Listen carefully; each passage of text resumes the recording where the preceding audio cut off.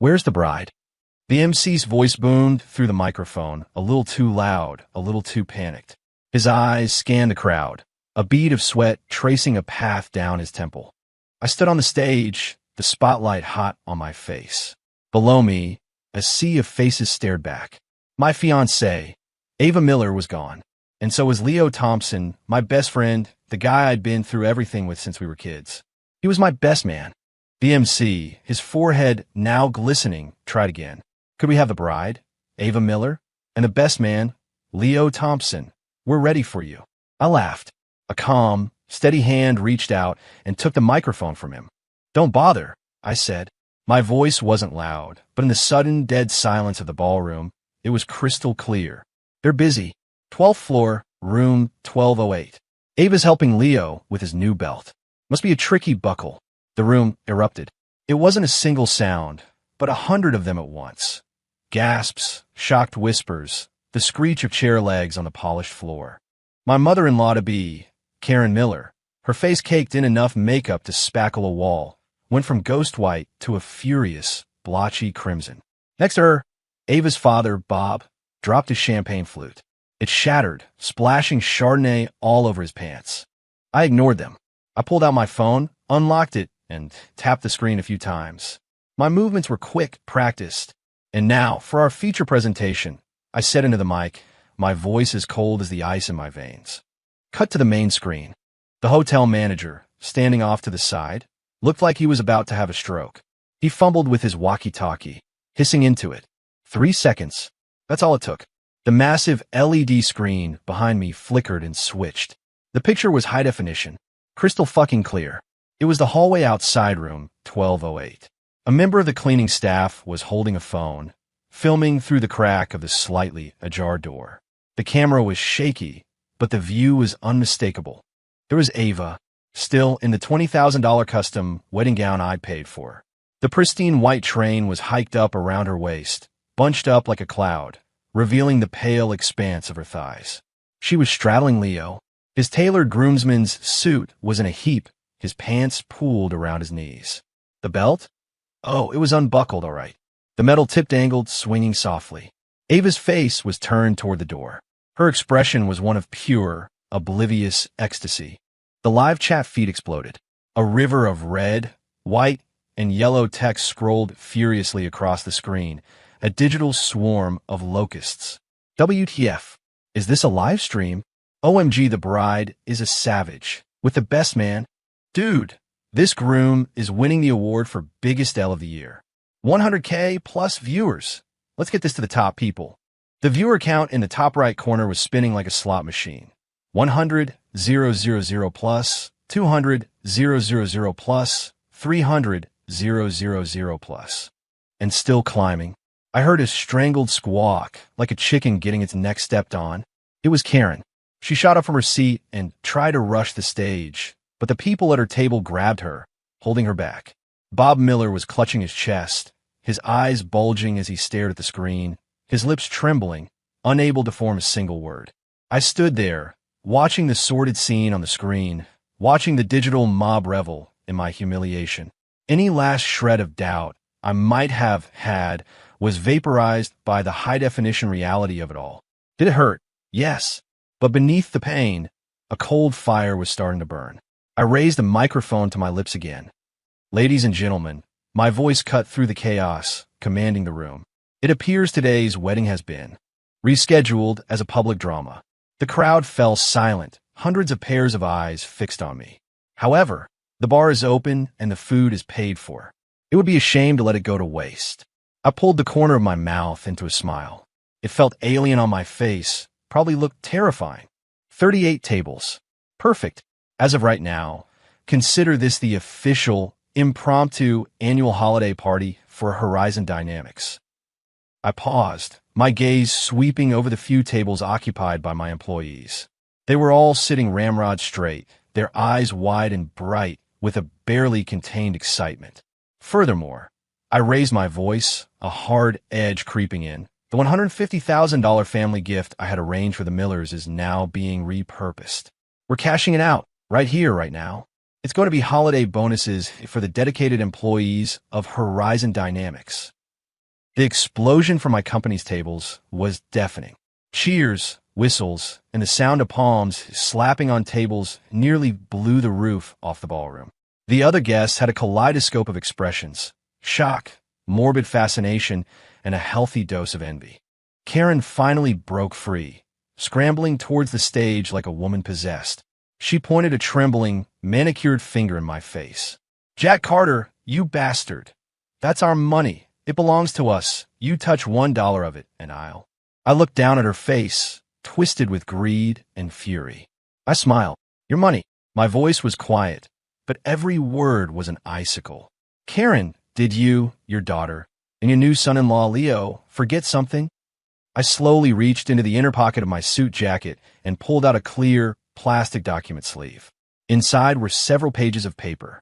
I held it up for the room to see, for Karen's terrified, widening eyes to see. The gift agreement, signed in black and white. I enunciated every word, my voice amplified throughout the hall. $150,000. The legal term is a conditional gift. And what was the condition? The completion of the marriage license, establishing a legal and binding union.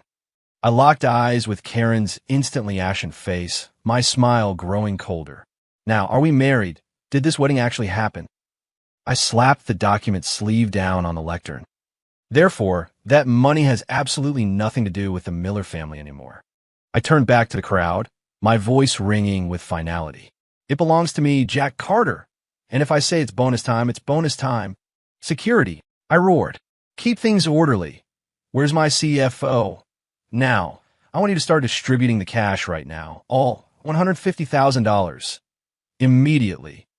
A team of security guards I'd hired beforehand moved in, forming a wall between me and a lunging Karen. My CFO, a sharp woman in her 50s, was already jogging towards the stage, carrying a large, silver briefcase. She slammed it on the lectern and snapped it open. Inside, stacks of crisp, new $100 bills sat in perfect, glorious rows. The room descended into madness. My employees surged forward, cheering wildly. The other guests just held their phones higher, the flash of their cameras creating a strobe effect. Karen, pinned by security, was still screaming hysterically. "Jack, you'll burn in hell for this. That's our money. Give it back. Give it back to me. I'll sue you. I'll sue you for everything you have." I didn't even look at her. I picked up the mic and addressed my CFO. "Go, by employee ID number. 1 share each. Count it out in front of them. Don't stop until the case is empty." With that, I pulled out my own phone, unlocked it, and opened a secure app for my lawyer's firm. I found the pre-drafted conditional gift revocation form.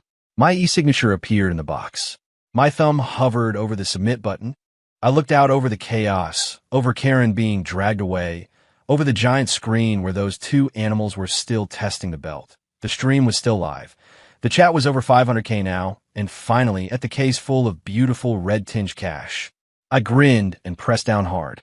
"See you in court, Millers." The phone screen went dark after flashing a submission successful notification. I looked up.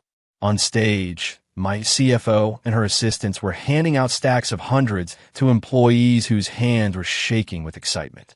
The corner of the ballroom where my team was seated was pure pandemonium, like New Year's Eve, Christmas, and the Super Bowl all rolled into one.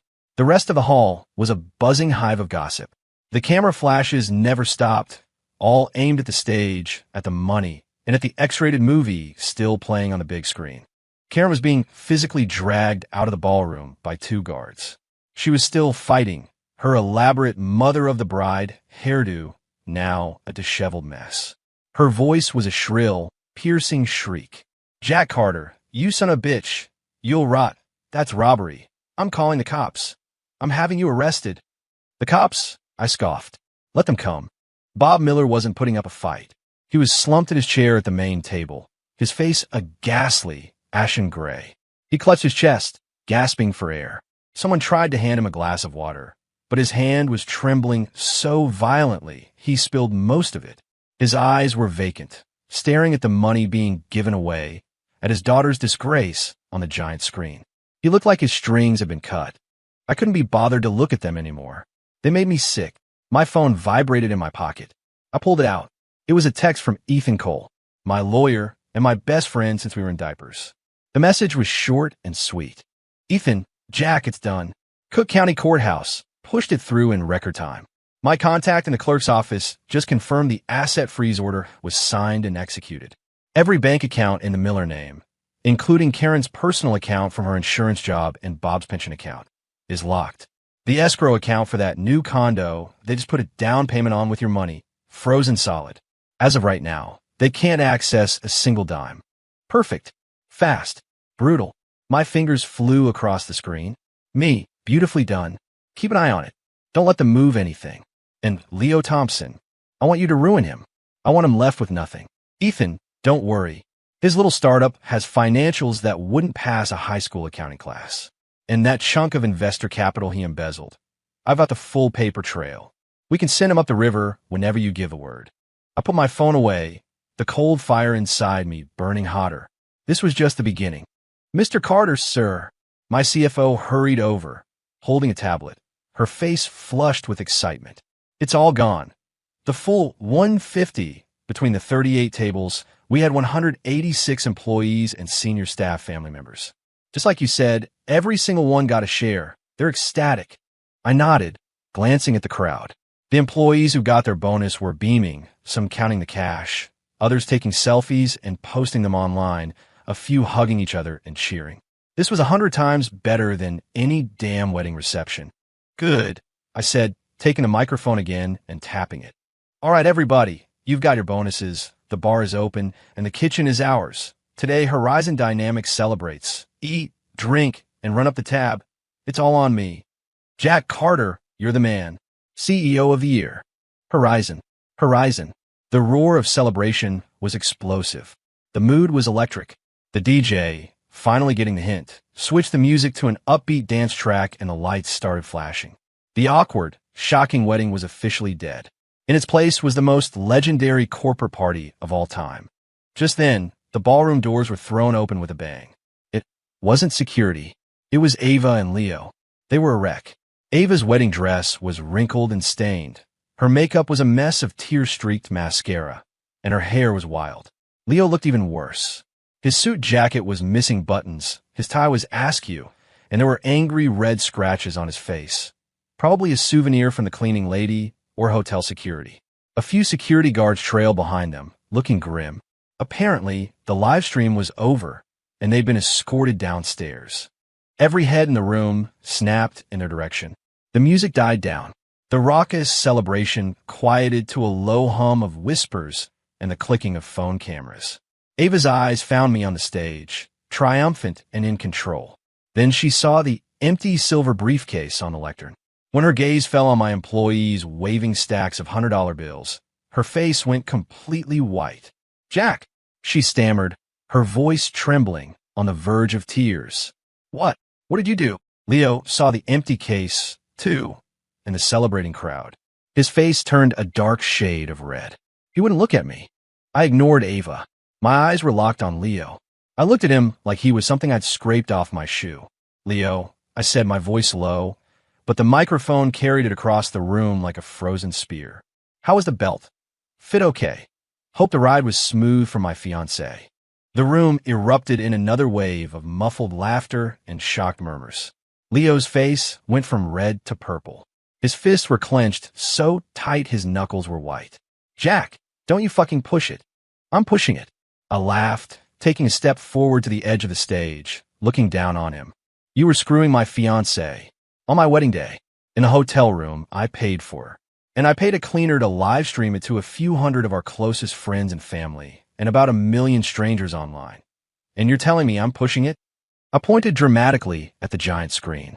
The stream was off, but the final, damning image was frozen there for all to see. Ava, straddling him, her dress hiked up to her waist. You tell me, Leo, who's the one pushing it? My voice suddenly boomed with thunderous rage. How could you do this to me?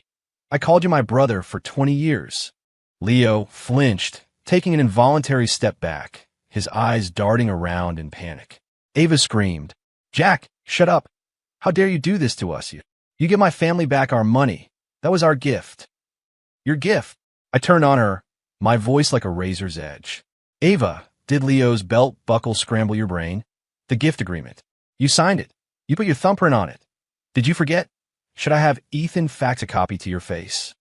I held up the clear document sleeve again, the contract inside perfectly visible. That 150 grand was a conditional gift. The condition was a marriage license. Did we get one?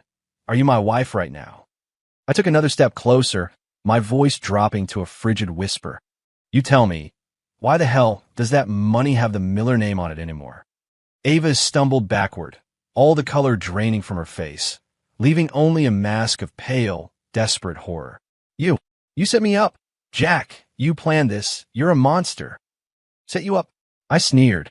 I was protecting myself from your family's bottomless greed, protecting myself from a cheating fiancé, and protecting myself from a backstabbing, two-faced snake. I just never imagined you'd all put on such a spectacular show for me, and for the entire internet. The performance was breathtaking. I was done talking to them. I turned back to the microphone. Security, get this trash out of my company's party. They're ruining the atmosphere. The guards, who had been waiting for the signal, moved in. They grabbed a screaming, struggling Ava and a weakly resisting Leo and started dragging them out like sacks of garbage. Jack, you'll pay for this. You bastard. Give us the money. I'll sue you for invasion of privacy, for slander. Their curses faded as they were hauled out the door. Silence.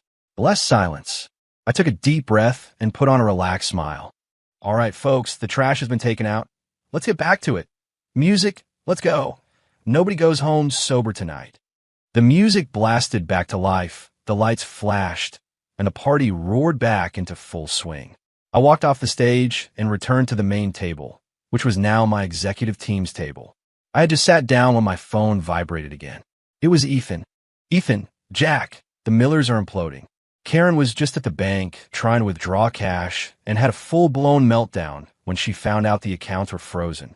Security had to drag her out. Bob Miller is on his way to the hospital. Word is he's having trouble breathing. And as for Leo, a few of his company's investors just called me. They heard the news. They're pulling out.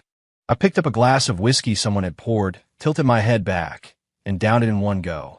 The liquor burned a fiery trail down my throat, feeding the cold flames in my chest. I texted back. Me, Bob's in the hospital. Good. Saves me the trouble. Tell those investors that Leo embezzled company funds, and we have the proof. Tell them he's looking at hard time. They want to pull their money out. Too late. They can get in line with the rest of his creditors. I tossed my phone on the table. I looked at the party raging around me, at the half-eaten plates of expensive food, at the empty bride's seat beside mine. This was just the beginning. The real show was about to start. Leo, Ava, and the entire Miller clan. None of them were getting away.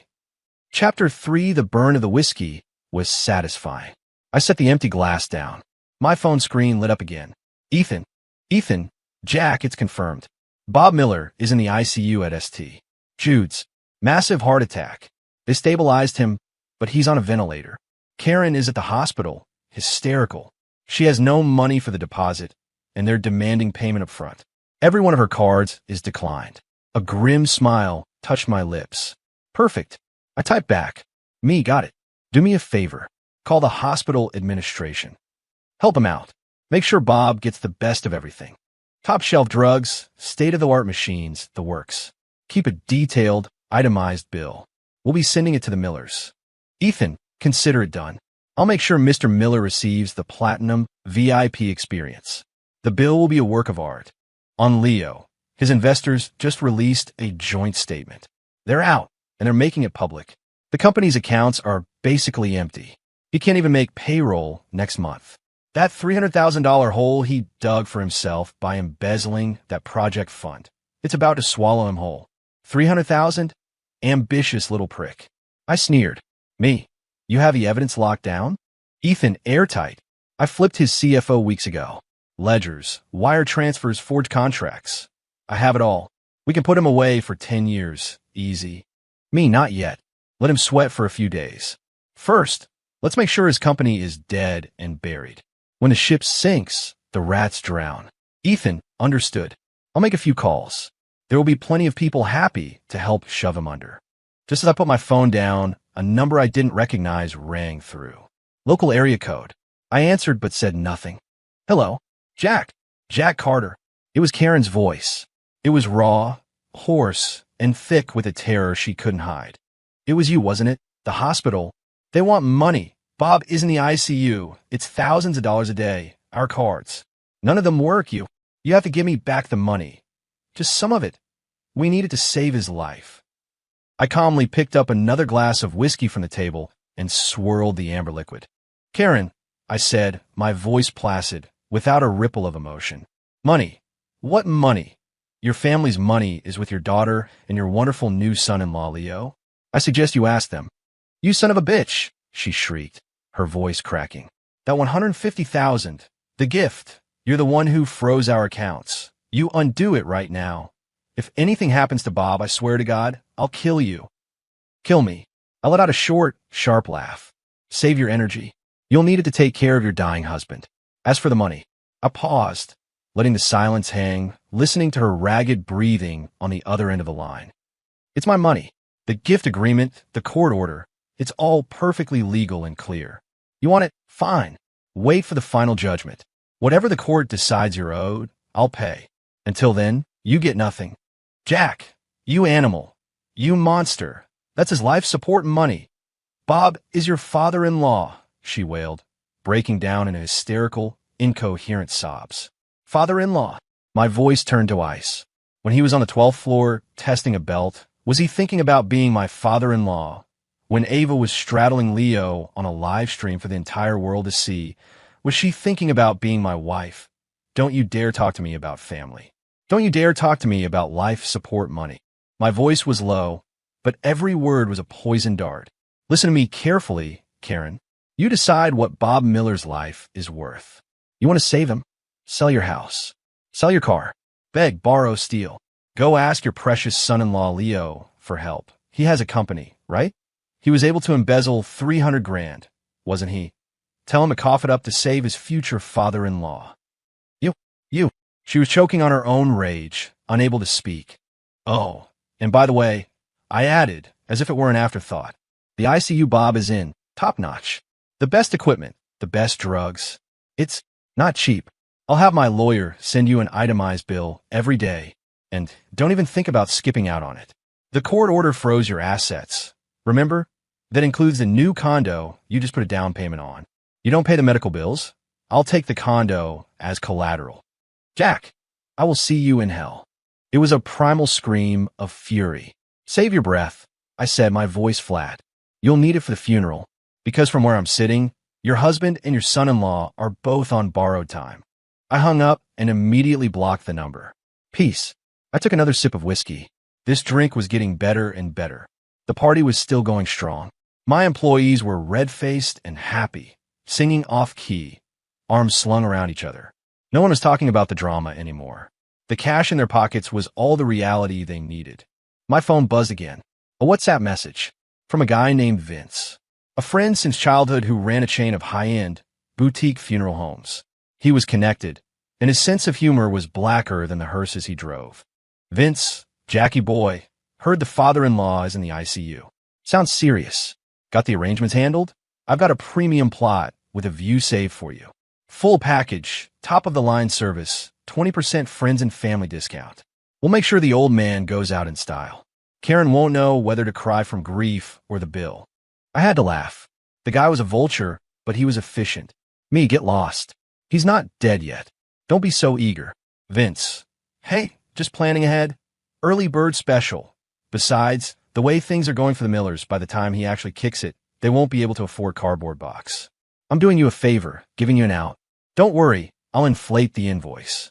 We can deduct it from the frozen assets. It'll be enough to give Karen another heart attack. The guy was a shark. Me, fine. If it comes to that, you're my guy. For now, keep an eye on the hospital. The bills, send them sky high. If the old man is getting the VIP treatment, he's damn well going to pay for it. Vince, you got it. We'll make him feel right at home, and we'll make the bill absolutely terrifying. Just wait and see. Just as I replied, another call came in. This time, it was Leo. I stared at his name on the screen, my eyes turning cold. Finally decided to call. Did you? I answered, put it on speaker, and set the phone on the table. "Hello," I said, my voice lazy. "Jack." Leo's voice was ragged, exhausted, and laced with a desperate, cornered animal rage. "You son of a bitch, you're ruthless. My company is finished. My investors are gone. My employees are demanding their paychecks. The bank is calling in my loans. It was you. This is all you're doing." "My doing?" I snorted. "Leo, when you were embezzling 300 grand to plug the holes in your sinking ship, did you ever think this day would come? Your books are a disaster. You think I needed to do anything? You shit the bed all on your own." There was silence on the other end, just the sound of his heavy, frantic breathing. Fine, you win, Jack, you win." He was talking through gritted teeth.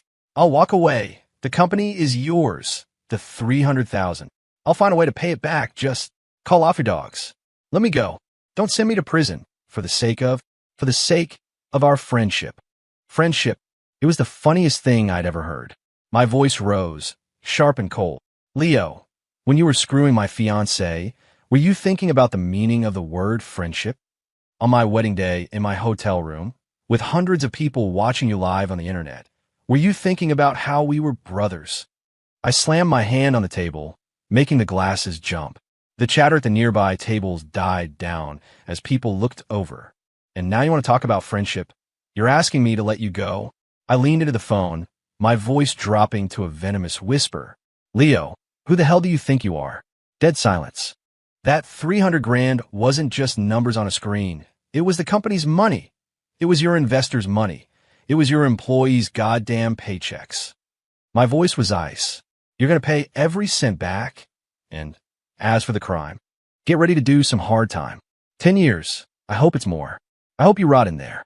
Jack, you're really going to destroy me over this?" Leo's voice was high and panicked. Fine. You want to play it that way? It was Ava. It was all Ava. The bitch seduced me. She came onto me. She said you were useless in bed, that you couldn't satisfy her. She said she was bored with you. That's the only reason I—" "Shut up," I roared, cutting him off. My eyes felt like they could freeze lava. "Leo, you're not even a man. The second you're in trouble, you throw a woman under the bus? Ava is a snake, but you're a worthless, spineless coward." I took a deep breath, fighting down a wave of nausea. "Save it for the judge," I said, my voice returning to a calm, detached tone of judgment. "Oh, and by the way, your future father-in-law is lying in an ICU bed, costing a fortune every day. Karen is trying to scrape together money to keep him alive. As her daughter's devoted new lover, shouldn't you be helping out? If you could just find that 300 grand, maybe you could spare some of it to buy Bob a decent coffin." You. Leo was sputtering, speechless. "And one more thing." I added the final twisting knife. My voice was light, almost conversational, but it carried the weight of a death sentence. "Ava is probably waiting for you, her true love, to ride in and save her, to save her father. Good luck with that, Leo. You're going to need it." I hung up, blocked his number. The world was quiet again. I picked up my glass and drained it. The burn was exquisite. This was just the beginning. Your new life is just getting started, Leo. Prison, that's the easy part. I picked up my phone and texted Ethan. "Me, that 300 grand embezzlement case on Leo. Send the evidence anonymously to the FBI and light another fire under him. Get his employees, the ones he screwed out of their paychecks, to file reports with the Department of Labor and the police. Make a scene. I want him in a holding cell by tomorrow. Ethan done. I'll make sure his arrest is as public and humiliating as possible." I put my phone down and looked at the roaring party, at the joyful faces of my employees. A decent coffin, Leo's prison commissary fund, Bob's medical bills and funeral expenses, Karen's tears, and Ava's. Well, whatever was left of her soul. Not one of them was off the hook. The party finally died down in the early hours of the morning. I'd had a lot to drink, but my mind was a block of ice. My employees left, drunk and happy, slapping me on the back and yelling, "Jack's the man." The massive ballroom was a wreck, littered with half-empty glasses and plates. The only people left a few cleaners sweeping up the debris of my former life. I leaned back in my chair and pinched the bridge of my nose. My phone was lit up with a message from Ethan. "Ethan, Jack, Leo's in custody." The FBI moved fast. The evidence was too solid to ignore. His former employees are protesting outside the police station with signs, demanding their back pay. It's already on the local news. The headline is perfect. Groom live streams bride's affair with best man at wedding. Best man arrested for embezzlement. He'd attached a photo. It was Leo, head down, hands cuffed behind his back, being pushed into a squad car by two agents. His wrinkled groomsman suit was a pathetic joke. In the background, you could clearly see a sign that read, "Leo Thompson is a thief." A grim smile touched my lips. He deserved it. Me, good work. Make sure he doesn't get bail. What's the latest on the Millers? How's that hospital bill looking? Ethan, the bill. It's thick enough to be used as a weapon. Your friend Vince is a true artist of extortion. He somehow managed to turn a day in the ICU into a bill that looks like the GDP of a small country. All sorts of specialist consultations, imported medications, and advanced diagnostics. Bob Miller is now a human money pit. Karen showed up at the hospital and had another meltdown. Security threw her out. She was screaming about jumping off a bridge, but nobody paid her any attention. Me? Jump? She doesn't have guts. Let her scream.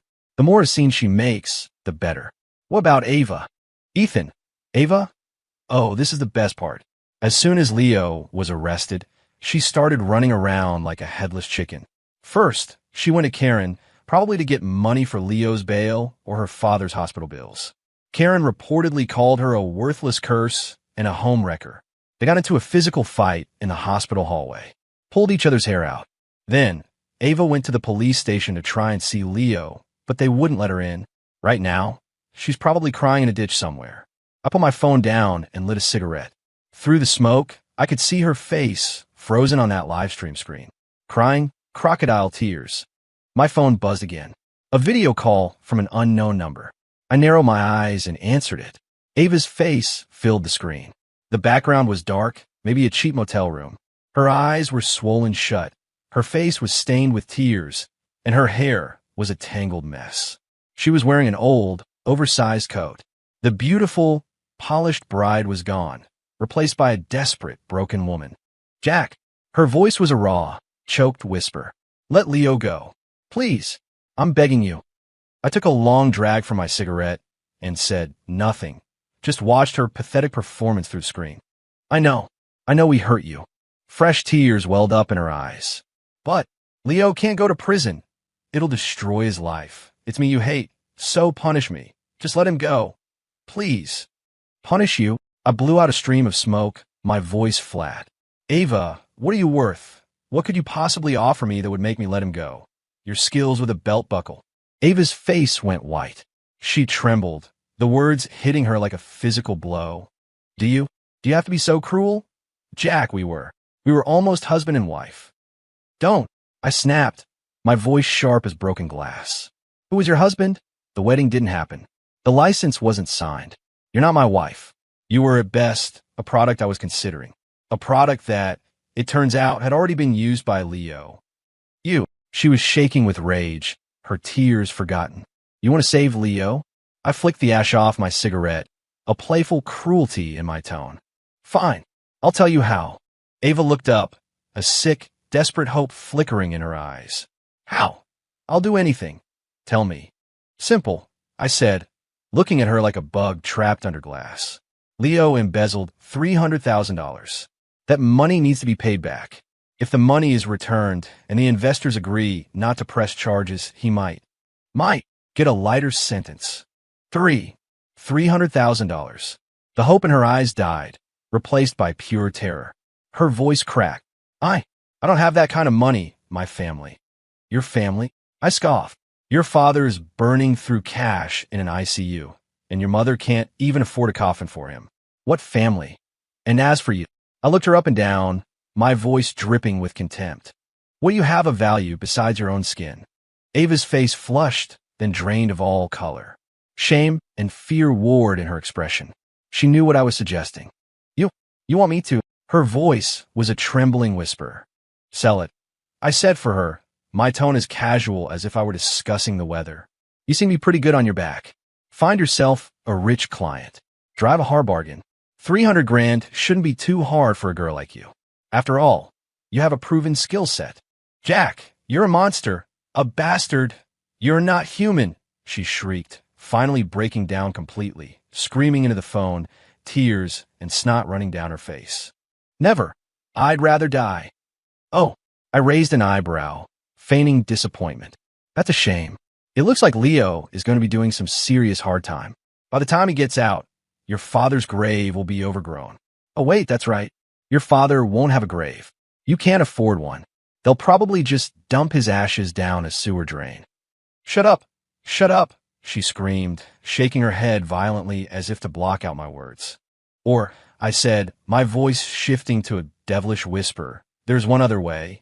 A way to prove that what you two have is true love. And if you can prove it, maybe, just maybe, I'll be merciful. She froze, staring at the screen, clinging to this last, desperate hope. What is it? I slowly stubbed out my cigarette and gave her a cold, empty smile. Leo is being held at the Cook County Jail. Tomorrow morning, at 10 o'clock, he has visiting hours. I can arrange for you to have 5 minutes with him. A manic joy flashed in Ava's eyes. Don't get too excited. I cut her off. There's a condition. You go in there, and you tell him that he needs to confess. That he was using you from the very beginning. That he only got close to you to get to me, to steal my company's secrets, or maybe just to ruin my life. Tell him he needs to admit that he never loved you, that you were just a piece of trash to him. That's not true, she gasped. Isn't it? Let's hear it from him, I said, my eyes boring into hers. If he says it, to your face, clearly and without hesitation, that he was using you, playing you, then I will consider letting him off the hook. At the very least, I'll see to it that he serves a shorter sentence. I stared at her pale, horrified face. So, what do you say, Ava? Are you willing to make a bet? A bet on whether in his heart you're his one true love, or just a piece of trash he used and threw away. On the screen, Ava looked like she'd been gutted. She collapsed back in her chair, her eyes vacant, her lips trembling, unable to speak. The sheer terror and doubt had wrapped around her like a python. Think about it, I said, my final words hanging in the air. Tomorrow, 10 a.m. At the jail. Don't be late. I ended the call. A bet. There was no bet. I knew exactly what kind of man Leo Thompson was. Selfish, greedy, and a coward. To save his own skin, he wouldn't just admit to using Ava. He'd get on his knees and call me his king. I wanted Ava to hear it from his own mouth. I wanted her to know, without a shadow of a doubt, that when forced to choose between her and his own freedom, her true love would stomp her into the mud without a second thought. Some wounds are deeper than any knife. My phone rang again. It was Vince. Vince. Jackie boy. Hot off the presses. Karen went to the Gilded Lily nightclub to hit up an old flame of hers for money, a lone shark named Fat Tony. The guy is pure scum. She's desperate. She's about to jump into a shark tank. The Gilded Lily? Fat Tony? Karen was so cornered she was turning to loan sharks? Good. Save me the trouble. Me, I see. Do me a favor. Help Fat Tony out. The interest rate. Make it astronomical. And for collateral. That new condo the Millers have. Even with just the down payment, it's in a good location. Tell Tony the loan is a sure thing. With the court-ordered asset freeze, that property isn't going anywhere. It's his for the taking. Vince, you got it. I'll make sure Karen signs her life away. The interest will be so high she'll be paying it off in the next life. And when it's time to collect on the condo, I'll be there myself to help her move out. It'll be a touching scene. I put my phone down and walked to the window. The sky was beginning to lighten. The city was waking up. Ava's test of true love. Karen's dive into the lone shark's den. Leo's new life behind bars. The stage was set. The tragedy was in full swing. Chapter 5 Daybreak. The headache from the whiskey was replaced by a cold, sharp focus. I stood at the floor-to-ceiling window of my office, looking down at the awakening city. The traffic below moved like a colony of ants, small and insignificant. My phone vibrated in my hand. It was Ethan. Ethan, Jack, it's all set at the jail. 10 o'clock, visiting room 3. 5 minutes. The listening devices are in place. Quality is perfect. And about Karen, it's done. She signed the loan agreement with Fat Tony. $50,000 at a 5% daily interest rate, compounded. The condo is the collateral. Vince helped with the notary. It's all legal. She was shaking so bad, she could barely sign her name. 5% a day, compounded, Fat Tony didn't mess around. 50 grand would turn into a mountain of debt in a month. That condo, bought with my money, now collateral for a loan shark. The irony was delicious. Me excellent. Tell Tony to be attentive. I want his guys paying Karen a courtesy call at the hospital every day to remind her about the payments. And make sure they deliver the latest itemized medical bill personally. We wouldn't want Mr. Miller to feel neglected in the ICU. Ethan understood. I'll make sure Karen's experience is 5-star. I put the phone down and walked to my desk, turning on my computer. A split-screen feed appeared. On the left was the live security camera from inside visiting room 3 at the Cook County Jail. It was empty. On the right was the camera pointed at the main entrance. At 9:50 a.m., a figure appeared wearing a cheap trench coat, a face mask, and a hat pulled down low. She darted her head around nervously. It was Ava. She was here. For her true love. At exactly 10 a.m., the door to the visiting room opened. Leo was let in by a guard. He was wearing a standard-issue orange jumpsuit. His head was shaved, his face was covered in stubble, and his eyes were sunken. He looked like all the life had been sucked out of him. The handsome, charming best man from my wedding was gone, replaced by a common criminal. Ava was sitting on the other side of the plexiglass partition. When she saw him, she flinched, and tears immediately started streaming down her face. She lunged for the telephone receiver. Leo, oh my God, Leo, are you okay? Did they hurt you? Leo looked up. He seemed dazed at first. Then a desperate, frantic light ignited in his eyes, like a drowning man spotting a piece of driftwood. He snatched up his receiver. Ava, get me out of here. You have to get me out. This place is a nightmare. It was Jack. That bastard Jack Harder did this to me. He's trying to destroy me. I know. Ava sobbed. I begged him. I got on my knees and begged him. He wouldn't listen, but he offered me a deal. What deal? Tell me. I'll do anything to get out of here. Leo pressed his face against the glass, his eyes wild with a hunger for freedom. There was no concern for her in them, only for himself. Ava looked at him, at his selfish, terrified eyes, and her heart began to sink.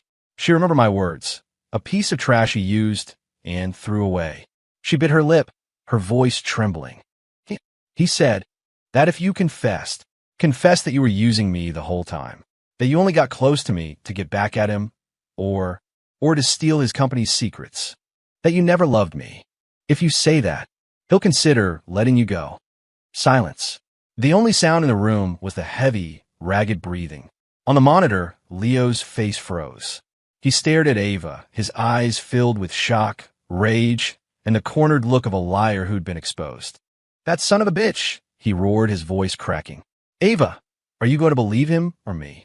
You know how I feel about you. I betrayed my best friend for you. I'm in fucking jail for you, and now you're questioning me. Do you have any loyalty at all? Ava flinched, the force of his anger like a slap. I'm not. He said. Who cares what he said? Leo cut her off, his eyes burning with a vicious fury. Ava, are you an idiot? He's trying to turn us against each other. He wants to watch us tear each other apart. And you fell for it. You fool. Ava's face was ashen. She was trembling, unable to speak. The tiny flame of hope she'd been clinging to was flickering, about to be extinguished by his ugly, snarling face. Listen to me. Leo leaned forward, his voice a low, desperate hiss. You're the only one who can save me now. Jack is a psycho. He wants to torture us. He hates us. You have to go to him, beg him, get on your knees, do whatever it takes. You're good at wrapping men around your finger, aren't you? So go do it. Make him happy. Get him to drop the charges. Do you understand me? Wrapping men around her finger. Is that what he thought of her? She looked at his face, twisted with fear and selfishness, at the undisguised command in his eyes.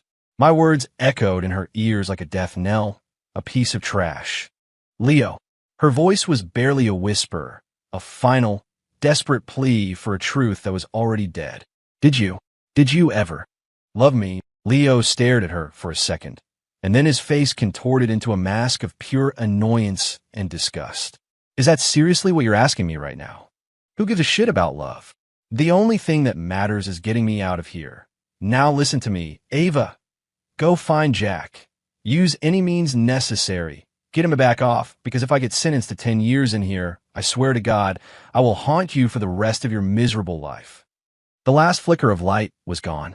Ava stared at the hateful, hysterical man on the other side of the glass, at the naked threat in his eyes. Every fantasy, every bubble of true love was popped, stabbed to death by the very man she thought she loved. She started to laugh. Tears were still streaming down her face, but her lips pulled back into a smile that was more horrifying than any scream. "I understand," she said into the receiver, her voice suddenly calm, as still and dead as a frozen lake. "I understand now, Leo." She slowly stood up, not looking at the confused, hopeful expression that was dawning on his face. She hung up the phone.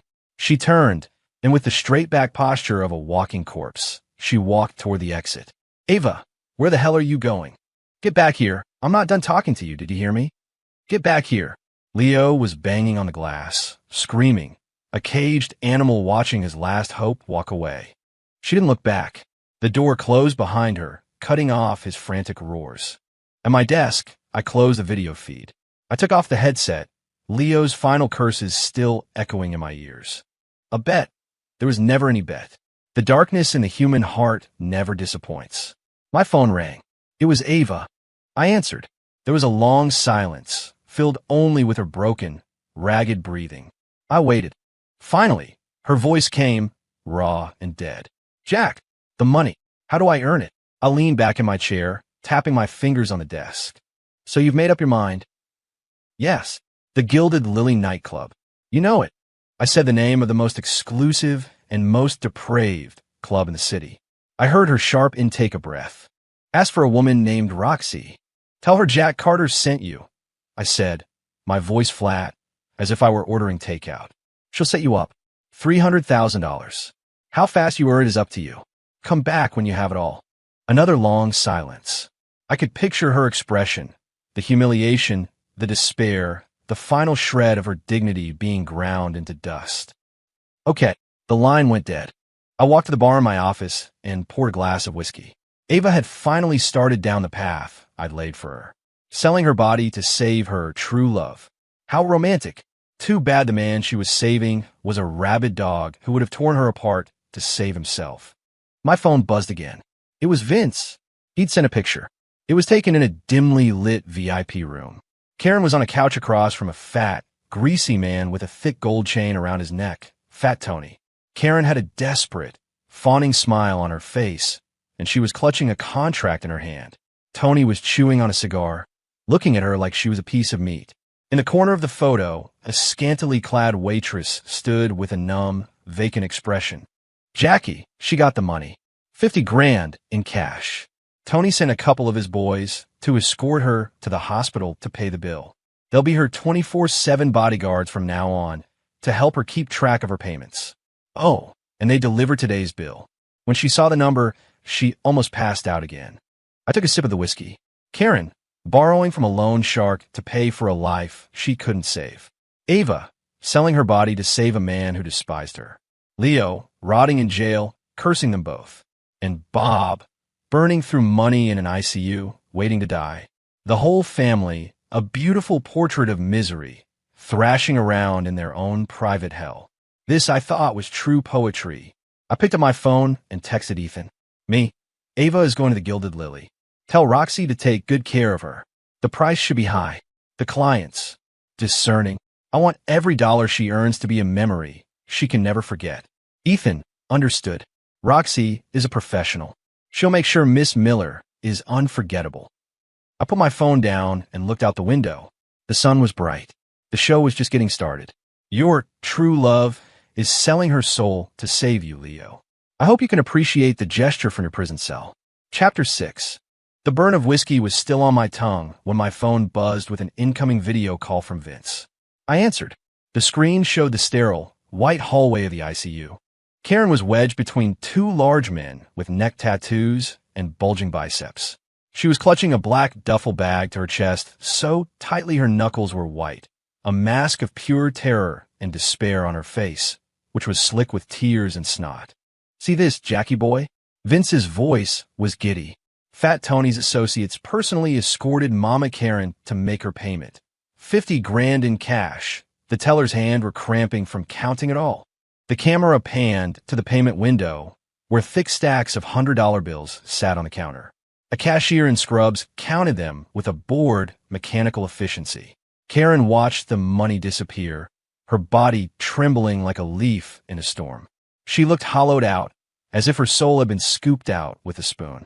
That was the loan shark's money, the poison that was now in her veins, compounding daily. "Listen up, Karen," one of the tattooed men barked, making her jump. "The payment's made. Don't forget the interest. First payment's due tomorrow. 5 grand. Cash. At the Gilded Lily." "Got it." Karen's lips trembled. She couldn't speak, just nodded frantically, silent tears carving paths through the grime on her face.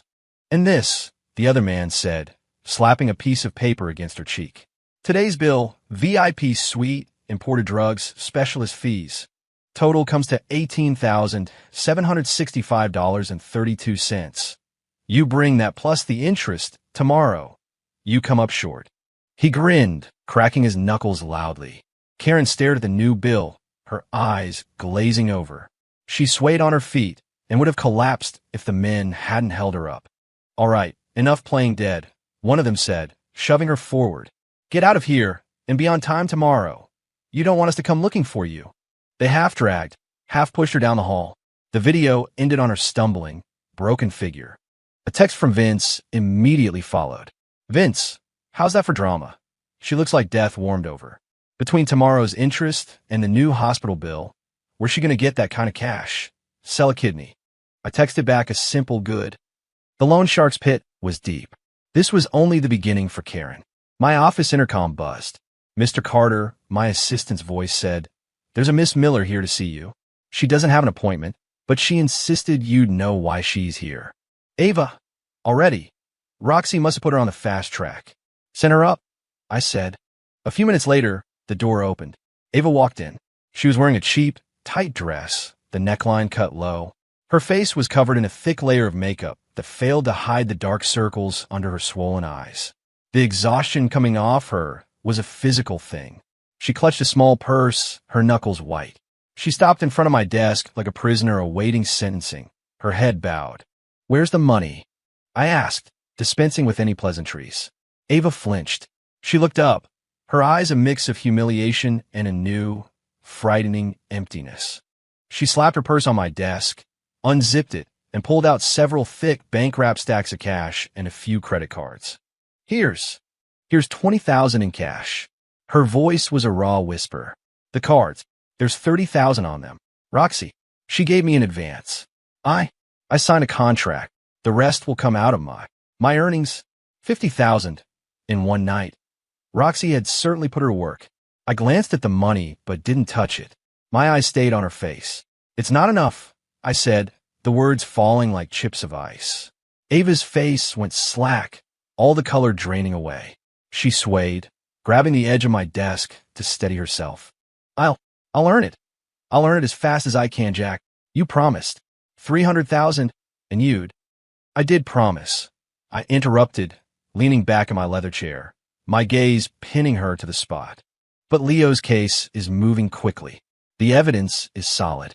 The we'll have it by next week. Once he's formally indicted, it's much harder to make a deal." The despair in Ava's eyes was replaced by sheer panic. "No, they can't. Jack, please. Just give me more time. I swear I'll time." I laughed coldly. "Time is money, Ava, and you're fresh out of both." I let her dangle in the silence for a moment, enjoying the sight of her breaking. "However," I said, my voice softening into a mock charitable tone, "given how hard you're working, I might have another solution for you." She looked at me, desperate, latching onto the lifeline. "What?" "I'll do anything." "Your father," I said slowly, watching the confusion cloud her face. "Bob Miller. He's costing you over 10 grand a day in that ICU. The money your mother borrowed from the loan shark, she owes over 20 grand by tomorrow. How long do you think they can keep that up?" Ava's expression shifted from confusion to a horrified, dawning comprehension. You want me to?" she stammered. "Sign a piece of paper." I opened a drawer, pulled out a document I'd had prepared, and slid it across the desk. The title was in bold letters: Voluntary Cessation of Treatment and Anatomical Gift Agreement. Sign it, I said, my voice flat and devoid of emotion. You relinquish all medical care for your father, Bob Miller, and you agree that upon his death, his body will be donated to the University Medical School for scientific research. Ava's eyes widened in horror. She stared at the document as if it were a coiled snake. Sign it, I repeated, each word a nail in her coffin. And your father's life is effectively sold to me. I'll have the hospital cease all expensive treatments immediately. He'll be allowed to die peacefully. Your family's financial hemorrhage will stop. And in exchange, I leaned forward, my eyes locking on her colorless face. I will personally cover the $300,000 that Leo embezzled. The air in the room seemed to vanish. Ava stared at me, the choice I'd given her echoing in the silence. Abandon her father, to save Leo. Trade her father's life for Leo's freedom. The sheer, monstrous absurdity of it all seemed to crush her. Her eyes darted from the document to the cash on the table, and finally to my cold, impassive face. The silence stretched on, broken only by her ragged, shallow breaths. Finally, the fight went out of her. Her expression went blank, her body slack with a grim, dead-eyed resignation. Slowly, her hand reached out and took the pen from my desk. Her fingers were trembling so badly she could barely hold it. She stepped forward and leaned over the desk. The tip of the pen hovered over the signature line, shaking. A single, hot tear fell from her eye, splashing onto the paper and blurring the ink. She didn't wipe it away. She just bit her lip until I could see a drop of blood well up. Then, with a final, shuddering breath, she signed her name. Ava Miller. The signature was a jagged, broken scrawl. As she finished, the pen fell from her nerveless fingers, clattering on the wood. She stumbled back, hitting the wall, her eyes wide and vacant, staring at nothing. I picked up the document and glanced at the signature. Perfect. I hit the intercom. Give me ST. Jude's Medical Center ICU. Tell them to cease all non-essential life support for the patient, Bob Miller. Maintain basic vitals only. Bill all costs to my account. I hung up and looked at Ava, who was still propped against the wall like a discarded doll. The money will be wired to Leo's former company to cover the full amount of the restitution, I said calmly. As for Leo, in light of his father-in-law's generous final contribution, I'll have Ethan speak with the D. Perhaps they can be persuaded to go a little easier on him. Easier. 10 years to 8. What was the difference? Ava didn't react. She just stared into space, her soul having apparently vacated the premises when she signed her name. I buzzed my assistant. Please show Miss Miller out. My assistant entered and gently touched Ava's arm. Miss Miller, this way, please. Like a puppet, Ava allowed herself to be led out of the office, her steps shuffling, her body radiating an aura of death. The door clicked shut. I walked over to the paper shredder, the signed agreement in my hand. The machine whirred to life, its steel teeth grabbing the paper and tearing it into 1,000 tiny pieces. Bob Miller's life. Ava's last shred of conscience, Leo's faint hope. All of it turned to confetti. I went back to my desk and texted Vince. Me. Bob Miller's off the expensive meds. He's just being kept breathing now. Have a hospital inform Karen that her husband is fading fast and she should prepare for the end. And the urn. Get the cheapest one they have. On me. Vince, the cardboard box special. You got it. I'll make sure Karen is so touched she won't be able to cry. Jack, my friend. You are a stone-cold artist. Making her trade her father's life for her lover's prison sentence? And she actually signed it. Genius. Pure, evil genius. I didn't reply. I just stood at the window, watching the city lights twinkle to life. The final act was about to begin. The shredder had barely gone silent when my phone lit up with a call from Vince. Vince, Jackie, he's gone. Bob Miller just kicked the bucket. The hospital called Karen, and she's on her way, screaming her head off. And I got the urn you sponsored. It's basically a cardboard box. A strong wind could knock it over. Classy, right? He died faster than I expected. Without the expensive life support. He was just an old man with a bad heart. Good. Save me some money. Me got it. Let Karen handle the arrangements. And make sure you get a good photo of that sponsored urn. Vince, Oh, I'll get a picture that will bring a tear to your eye. By the way, Fat Tony's guys are already on their way to comfort Karen at the hospital and to remind her that today's payment is due. In full. Where's she going to get that money now?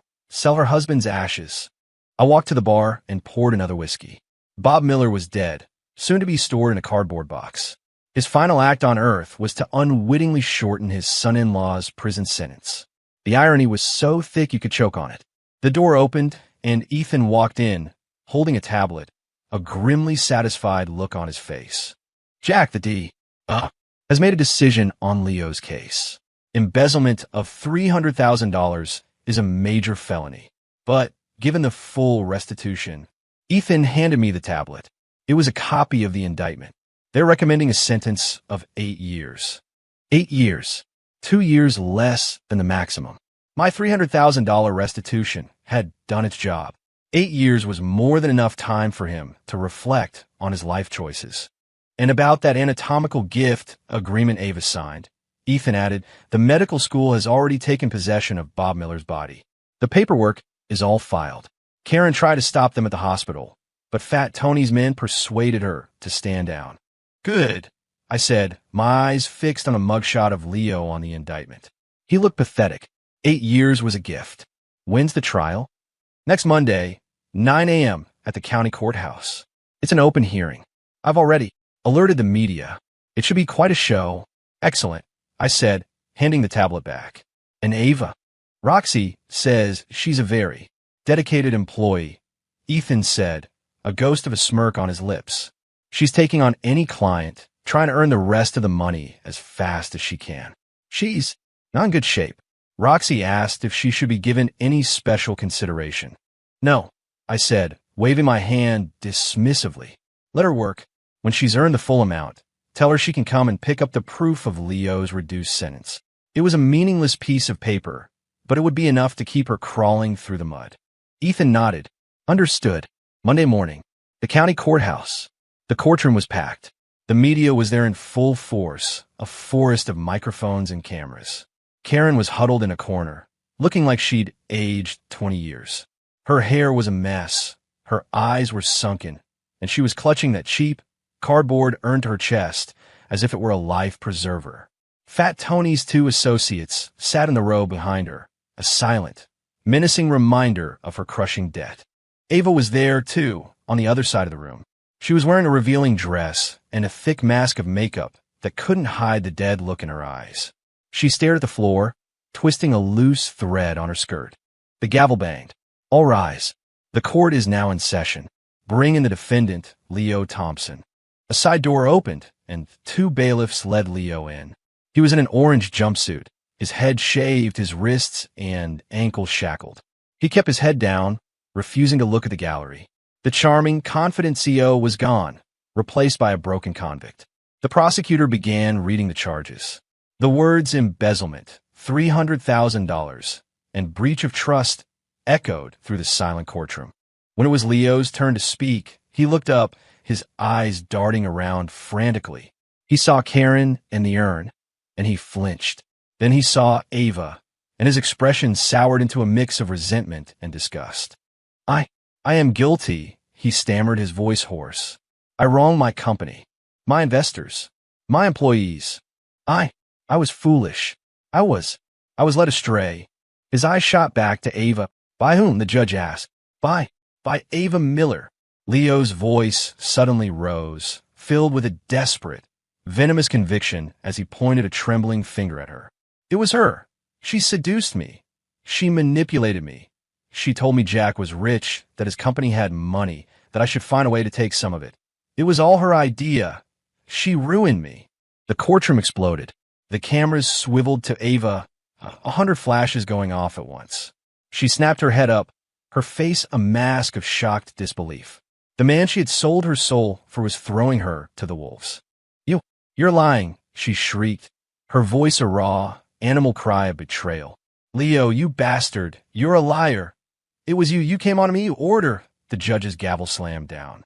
A bailiff put a hand on Ava's shoulder, forcing her back into her seat. She was shaking uncontrollably, black mascara-tinged tears cutting tracks through her makeup. She stared at Leo, her her shock turning to a cold, bottomless hatred. The last, pathetic ember of her delusion was finally extinguished. Leo refused to meet her gaze, his head bowed, his body trembling. The trial was a formality. Leo's lawyer offered a weak defense. Then it was Ethan's turn to speak on behalf of the wronged company. "Your Honor," Ethan began, his voice calm and clear, regarding the defendant's supposed remorse and the restitution he has paid. He held up a document. First, the $300,000 was not paid by Mr. Thompson. It came from a third-party account, one with a very disturbing connection to this case. Ethan's eyes flickered toward Ava. And second, he continued, his voice dropping, the acquisition of this money involved a shocking, morally reprehensible, and frankly, inhuman transaction. He held up another document. It was a copy of the voluntary cessation of treatment and anatomical gift agreement, with Ava's jagged signature clearly visible. This document was signed by Miss Ava Miller, the woman the defendant has just accused of being his manipulator. It states that she voluntarily ceased all life-saving medical care for her dying father, Bob Miller, and agreed to donate his body to science. And in exchange for this, a third party agreed to pay Leo Thompson's debt. The courtroom descended into chaos. The reporters were practically climbing over each other to get a better view. Karen stared at the document, then at her daughter, her face contorting with a horrifying realization. The urn slipped from her grasp and hit the floor, cracking open. "Ava!" Karen's scream was inhuman. She launched herself at her daughter. "You monster! You curse! That was your father. Your own father. You sold his life to save this piece of trash. I'll kill you! I'll kill you, you soulless bitch!" The two women fell to the floor in a tangled, screaming heap. Karen was a wild animal, scratching and clawing. Ava was a limp doll, not fighting back, just taking the blows, her eyes vacant. "Order! Order in the court." The bailiffs pulled them apart. Karen was still screaming, hysterical. Ava was a broken mess on the floor. Leo watched from a defendant's table, his face ashen. He was finished. Not only was he going to prison, but his last pathetic attempt to save face had been blown apart in the most spectacularly humiliating way possible. The judge, his face grim, banged his gavel one last time. "This court is in recess, sentencing this afternoon." Leo was dragged away. Karen was still wailing. Ava was helped to her feet and led out of the courtroom like a zombie. The cameras followed them, capturing every moment of their living hell. Ethan walked over to me. "It'll be 8 years, he said quietly. I stood up and straightened my suit. My eyes swept over the chaotic courtroom, over the cracked urn on the floor, over the strands of hair and drops of blood where Ava had been. 8 years, I said, a cold smile on my lips. He's getting off easy. The show wasn't over. Ava's hard-earned money was still sitting on my desk. The chaos of the courtroom faded behind the heavy doors of my car. I leaned back and closed my eyes as Ethan drove us back into the city. My phone was vibrating nonstop, but I ignored it and switched it to silent. The afternoon sentencing was exactly as expected. 8 years. As the gavel fell, Leo collapsed and was dragged from the courtroom. Karen was still there, weeping over her broken cardboard urn, cursing everyone. Ava never returned. Back in my penthouse office, the city lights were beginning to glitter. I poured a drink. The intercom buzzed. "Mr. Carter." My assistant's voice was hesitant. "Miss Miller is here again. She says she has all the money. So soon. Roxy was a miracle worker. Send her up." Ava walked in. She wore no makeup, her face a pale, bruised canvas. An oversized men's coat hid her body, but I could see the dark marks on her neck and wrists. She looked like a husk, reeking of cheap perfume and stale smoke. She was clutching a black plastic garbage bag. She walked to my desk and dropped it with a heavy thud. It was stuffed with cash and a few bank cards. 300,000, she rasped, her voice barely audible. 180 in cash, 120 on the cards. Roxy took her cut. It's all there. I glanced at the bag of dirty money. "The motion for Leo's sentence reduction," I said, sliding a document across the desk. It was a worthless piece of legal fluff, but it looked official. Ava's dead eyes flickered. She reached for it. My hand shot out and covered the paper. "I received payment," I said coolly. "My lawyer will file this motion. Whether the court accepts it is out of my hands." The tiny spark in her eyes died. She knew it was all for nothing. The whole horrifying ordeal, her father's death, her own degradation, had been for a meaningless, empty promise. She swayed, a wave of despair washing over her. Suddenly, the office door burst open. Karen, looking like a demon from hell, stormed in. Her eyes were red-rimmed and crazed, and she was still clutching the broken, ash-stained urn. "Ava, you whore! You curse!" she shrieked, her eyes locking on the bag of money. "What are you doing with that money?" "That's my money. Give it to me." She lunged, not at me, but at Ava, one hand clawing for her daughter's face, the other for the bag on my desk. "Get off me!" Ava screamed, a dam of rage and despair finally breaking inside her. She shoved her mother with a strength I didn't know she possessed. Karen stumbled back, tripped, and fell hard. The broken urn flew from her hands. It hit the marble floor and shattered. A cloud of gray-white dust, the last mortal remains of Bob Miller, puffed into the air, settling like a grim shroud over Karen. The room went silent. Karen stared at the dust on her hands, at the pathetic mess on the floor. Then she let out a sound, a raw, guttural wail of pure agony that didn't seem human. "Bob! Oh, God! B.O.B.!" she screamed, scrambling on her hands and knees, trying to scoop the ashes back into the broken pieces of cardboard. Tears and dust streaked her face. "My Bob, you deserved so much better. She did this to you. AVA, I'll kill you. I'll kill your whole family." "Enough," I roared, hitting the security button on my desk. Two of my guards, who had been waiting outside, rushed in and grabbed the flailing, screaming Karen. "Get her out of here," I ordered, my voice like ice, "and clean up this mess." They dragged Karen out. Another guard came in with a dustpan and broom and began to sweep up the last of Bob Miller. Ava just stood there, watching, her body trembling, her face a blank mask of utter devastation. Everything she had, everything she was gone. The office was quiet again. She turned her head slowly, her empty eyes finding mine. She looked at the worthless motion on my desk, then back at me. A strange, silent laugh contorted her face, a horrifying sight. She didn't say another word. She just turned and walked out of my office, a ghost in a borrowed coat. At the door, she paused. Without turning around, her voice, like sand and broken glass, floated back to me. "Jack, they say hell has many levels. Which one are you on?" The door clicked shut. I walked to the window and looked out at the glittering, indifferent city. Hell, this wasn't hell. This was just a front row seat. My phone vibrated. A text from Ethan. It was a photo. It was taken in a prison visiting room. Leo, in his jumpsuit, his face bruised and swollen, was being held against the glass by a much larger, menacing-looking inmate. The fear in Leo's eyes was absolute. Ethan, Jack, Leo, is settling into his new life. He's already made some friends. The next 8 years are going to be very, very long for him. I put the phone down, picked up my glass, and swirled the amber liquid. 8 years. It was just the beginning. I downed the whiskey in one go. The burn was magnificent.